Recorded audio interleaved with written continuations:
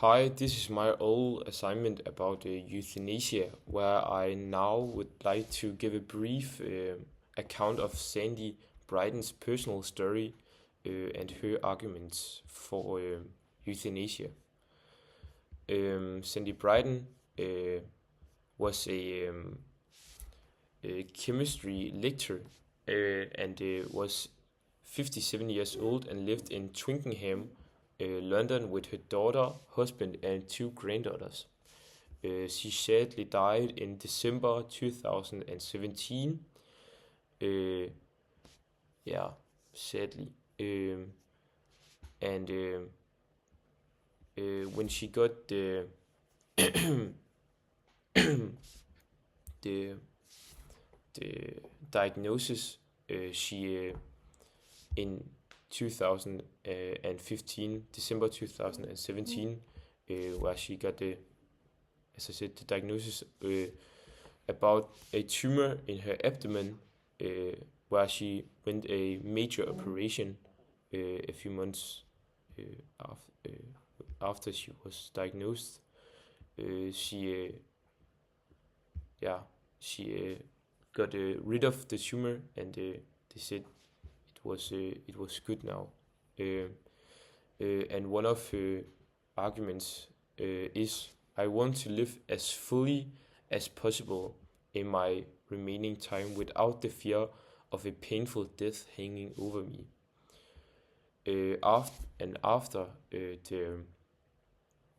the operation, she went back to work, but 6 months after that, the tumor came back, and was very aggressive, where she was told by the doctors she only had a few weeks left to live.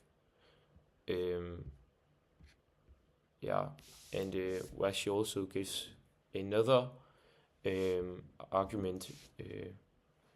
I don't want to.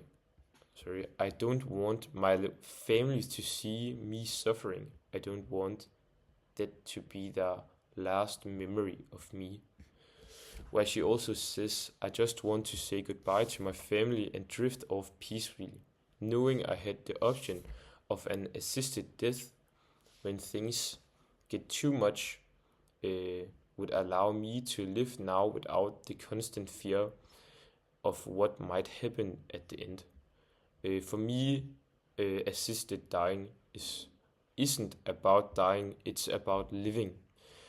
And now I would like to come with some arguments for and against legalizing euthanasia, and where some of the most frequent arguments is a part of the list. A competent person should have the option of making a decision about his or her own life, and not be told that just because you want to die, you don't have the option, even though you are mentally competent, of making that harsh and specific choice. It also relieves the pain if you are in pain all the time. Instead of living a life with constant pain, you could be relieved of the suffering. Also, you could die. You would die with dignity instead of be placed in palliative care or at a hospital, where you lose all your dignity because nurses should should do everything for you, and therefore you lose all your dignity when living in those places. It also impacts your quality of life when you're in those situations where you don't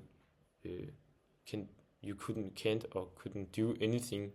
For example, like in the film and story we read, Whose Life Is It Anyway, where Ken was paralyzed and lost all the quality of his life because he couldn't do what he loved most in this world.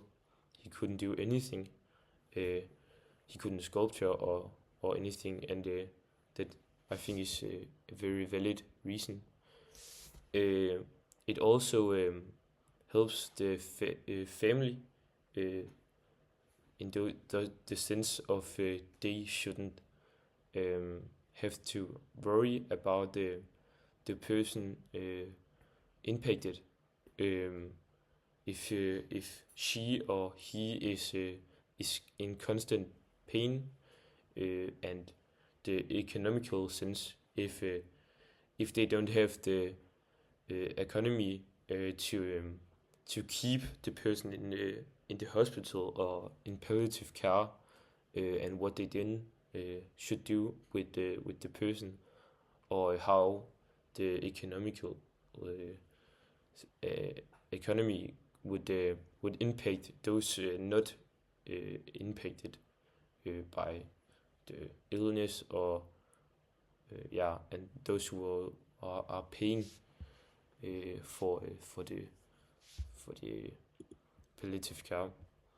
And some of the arguments against is that life is sacred and shouldn't be impacted by being euthanized, and people shouldn't be killed because we should die of natural causes, and it's morally wrong.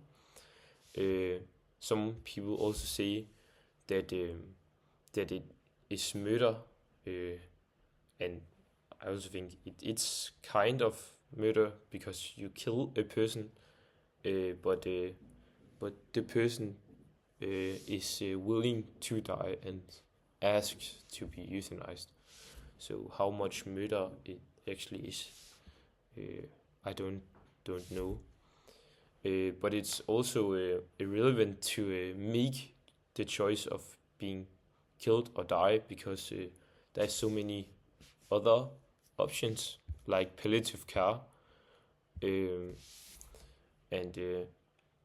so it isn't really necessary, and it could also damage the relationship between the patient and the doctor, and the opposite way.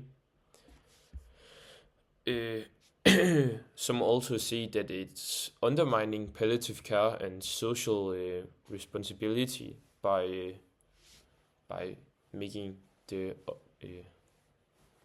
by that you can be euthanized.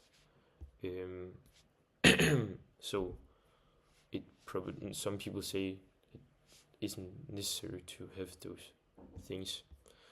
And I think that it should be legalized to being euthanized or euthanasia.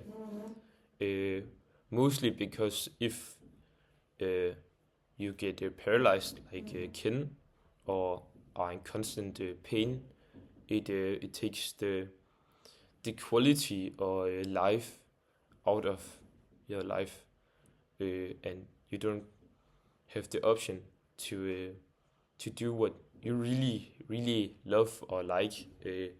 For example, if I was paralyzed today, I wouldn't have the option to be with my friends or do what I really loved, doing sports, going out to holidays or to other countries at vacation.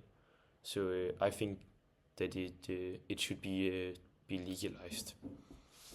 Yes.